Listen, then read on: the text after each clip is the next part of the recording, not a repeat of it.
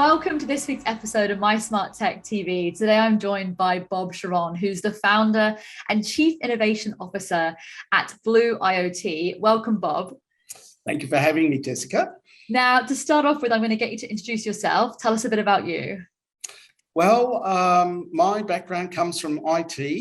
In fact, my very first job was working on an IBM 360, which read cards, would you believe, and was ancient history when I got there, with 64K RAM. Then in the early 90s, I got into cybersecurity, and in the early 2000s, got into data centers, became a bit of a data center nerd, and to this day, I judge data centers globally, which in fact led me into sustainability, as data centers at that time sucked 2% of the world's power and had an aviation footprint the size of aviation, though now I suspect it's a lot more. And so that led me into the whole area of sustainability, sustainable buildings and smart cities. So that's a little bit about myself. Great. And tell me more about Blue IoT. What do they do? Well, I'll go to the name. Blue is the blue economy. And the blue economy is, what does it take to build something? What does it take to maintain it? And what effect does it have on the people using it, on the community and on the planet? So it's a 360-degree approach. And so for us, it's about leveraging the Internet of Things as an enabler to support the blue economy. So in this case, we're supporting smart cities, smart buildings, digital transformation to make people's lives better, healthier, happier, and safer while reducing carbon footprint of the planet. So very much a 360-degree approach. And so what we've invented is the world's first smart cities platform suite that covers a range of services, I guess, a bit like an a la carte menu of digital transformation, energy management, building automation, smart grid management, health and wellness services, which means air quality, indoor air environments. And then we go to predictive maintenance and basically leveraging a bunch of technologies in the cloud, data analytics, visualization, AI, machine learning, a whole bunch of really neat stuff that all comes together from end to end. We even make our own controllers and sensors, though we use third-party sensors as well. And it's very holistic, but yet we collaborate with other platforms and other companies through open APIs. So we're part of a much bigger jigsaw puzzle. We don't do everything at all, but we do a bunch of stuff, and then we'll collaborate with other organizations and their software so we can deliver a much better outcome. Because for us, it's about outcomes for our customers. And to date, we're saving up to 50% of energy and carbon footprint in the built environment, which, makes a huge difference towards, moving towards carbon net zero. So very proud of our great team. We've won a number of local and international awards. And by the way, the awards we won, we didn't pay for. They were earned through evidence and through merit. We don't pay money to sponsor awards. They're easy to do, but we're really moving forward, and I'm proud of our great team and the outcomes that we deliver. Well, congratulations on all the awards. That sounds awesome. You've certainly used a lot of buzzwords and that are very much in fashion at the moment. I want to dig a little bit deeper on that. Particularly, let's start with smart city and smart buildings. We're hearing these terms thrown around a lot at the moment. What does that actually mean? What does it mean? That's a very good question, Jessica. Well, to some people, a smart building or a smart city might mean, oh, we're measuring the number of cars that are parking in particular areas, or we've counted the number of people that's gone through the building. We've got a smart building, or we've got a smart city. Wow. No, that's not the real definition. And in fact, we've just taken on board a new certification from Europe called Smart Building Certification to certify a building that is smart. Now, what does that mean? Now, it means many things. And so what we look at is something holistic.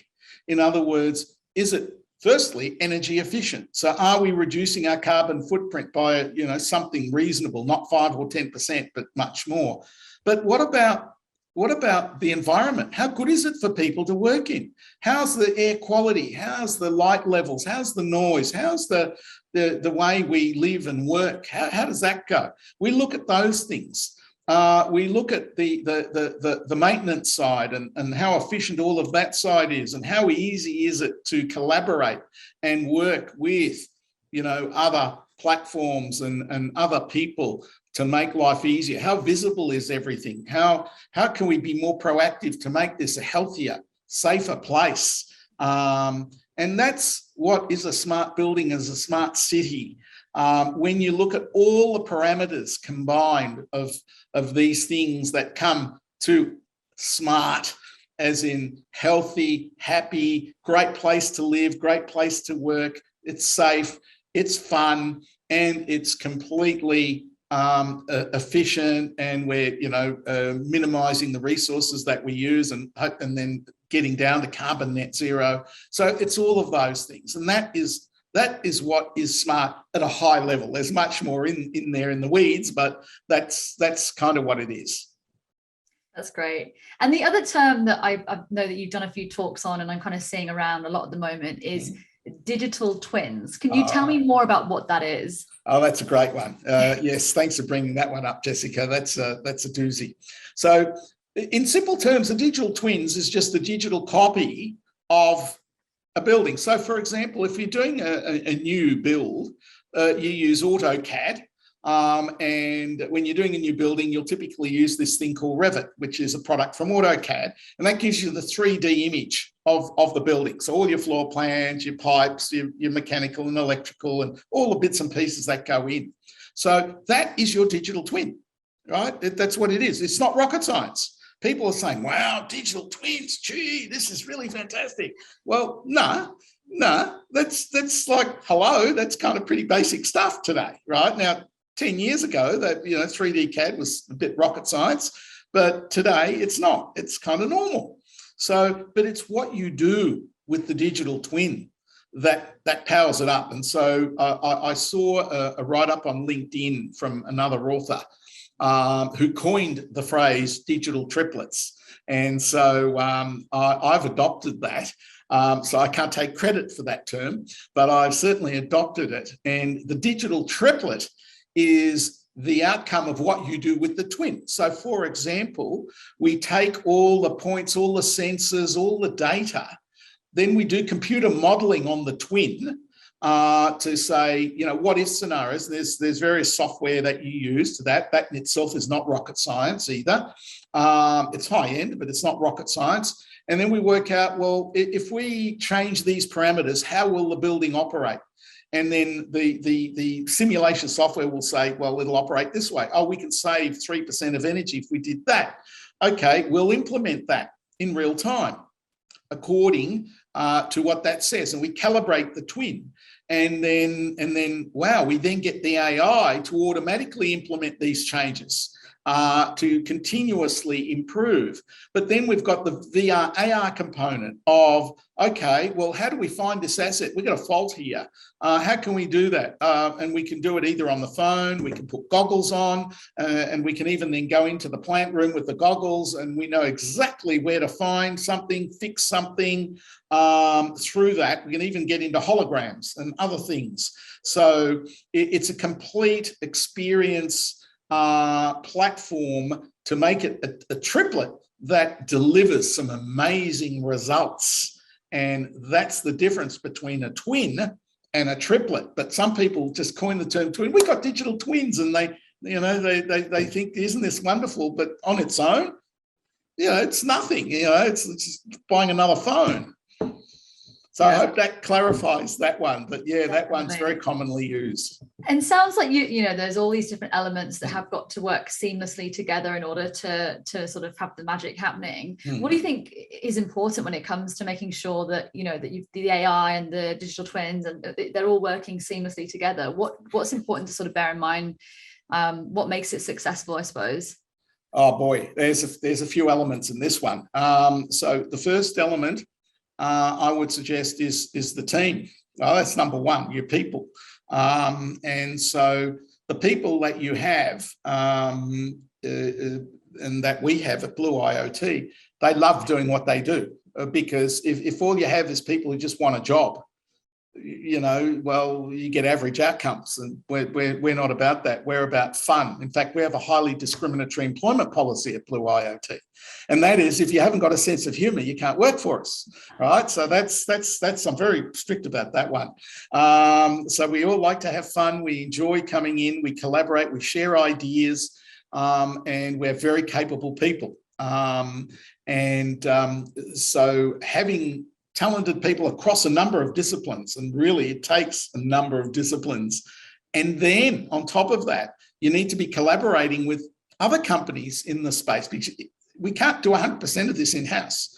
We can do a reasonable amount of it, but we need to be collaborating with various specialists. So for example, we're talking with a company who specializes in recognition. And it's not just, even by looking at a person, we can see how healthy they are now, and if there's a problem.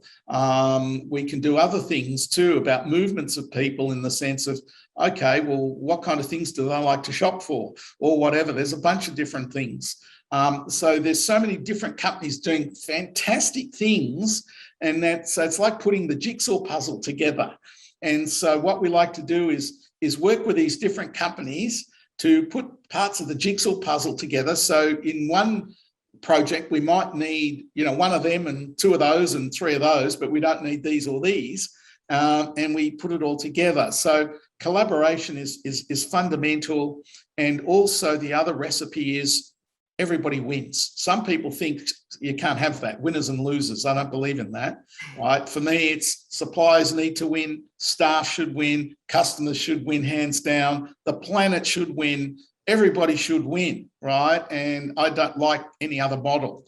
And so when we do business, it's great when we can say that everyone along the way wins. Even our staff recruitment program, where we recruit also lots of interns, and we want them to learn and to win. And everybody on the supply chain really needs to win, but enjoy. And even our customers, everybody should win, and we should have fun in the process. Because if you can't have fun, honestly, what's the point? It's a bit like good food and wine, very important to us. And if you can't enjoy good food and occasionally some good wine, hey. Absolutely agree.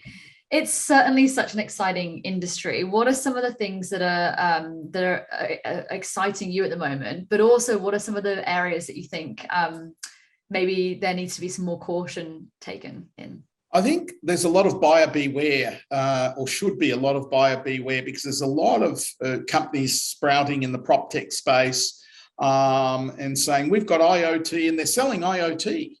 It's like saying, I got this great widget, you got to have one, it's good. But why? Why should I have this widget, right? There's no point selling IoT or prop tech. What is the outcome? And give me the evidence of the outcome. Show me proof that you can deliver these things. Are you providing a performance guarantee? Have you got, can I speak with customers that you've delivered what you've said? All sorts of things. So there's a lot of buyer beware. The other one is a lot of people are talking, IoT and prop tech, but when you look under the bonnet or, the engine, a lot of it's quite traditional. So how do we see that? The other buyer beware is who owns the data. A number of very large companies, you'll find they own the data, though I think a number of them are moving to a better model where client owns data, data sovereignty, data security. There's a whole bunch of things. So cybersecurity is another big deal. So for us, when we work within spaces, we prefer to work in non-IP networks, which, gives us a lower risk profile. We can't eliminate risk, but there's quite a big thing here. So with that, we need to look beyond the beautiful marketing, and I stress our marketing's not so crash hot. We're trying to fix it, but our budgets are very small in that department. So if you look at our our material, and you compare that with others, you'll see, gee, these guys, nah, they're not that great. But if you look at what we deliver and the outcomes, when we talk, of the kind of savings that we're delivering, not talking about, and the kind of use cases that we're delivering, then I think you'll find, we'll certainly get a leg up, and we can't wait to move into markets offshore. So we're preparing to move to the United States, into Asia, to the Middle East, Europe, UK. We're working with Victorian government trade area in a number of ways to look at export. So we're preparing the way forward. So the future is very exciting. We're working with a lot of potential big partners here and abroad, and with a lot of international names, big potential clients to expand our business. And what excites me is just moving into this whole space of cloud-based automation, cloud-based safety, and just really delivering things that no one else has. This excites me, making life so much better, not a little bit marginally better, but a lot better, and even making CFOs happy. I mean, how hard is that? That's hard, but making people happy, and that's what we do. That's awesome. Well, we're definitely going to have to do some more sessions. And yeah, you're just a beacon of knowledge when it comes to all of this kind of stuff. But I guess as a final question, are there any, for anyone listening today, any recommendations on things they can read, or where they can get started, or anything really interesting that you think is kind of worth sharing that people might be able to look into from this? Sure. One of the things to look at is protocols. So how do we capture data? The easy way is, let's use Wi-Fi, for example, because it's easy.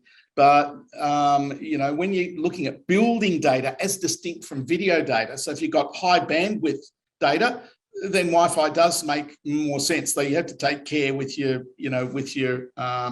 cybersecurity. So there may be a better way where certain cameras go direct on their own distinct VPNs to the cloud. But when you got low bandwidth data, then look at the different protocols, the low power wide area networks where you can run battery sensors and you don't have to run power to them, which is what we do. And look at the different protocols that are available. And there's a lot of pros and cons to different ones. And look deep below. So when you're looking at different providers, find out the use cases and the case studies. And I find a lot of case studies out there don't go into the real data of how much did we save and what were the KPIs and what were the numbers.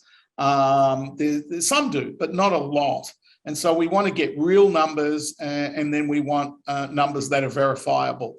So they're things to look for, and very much around the categories of health and wellness. Well for buildings is a rating that's making its way through, and I think it's a very good system to work out health and wellness and productivity in buildings. What falls under that? What kind of things fall under like health and wellness? Oh, well, we're talking about the indoor air environment, so your air quality, what you're breathing, which is fundamental to your health.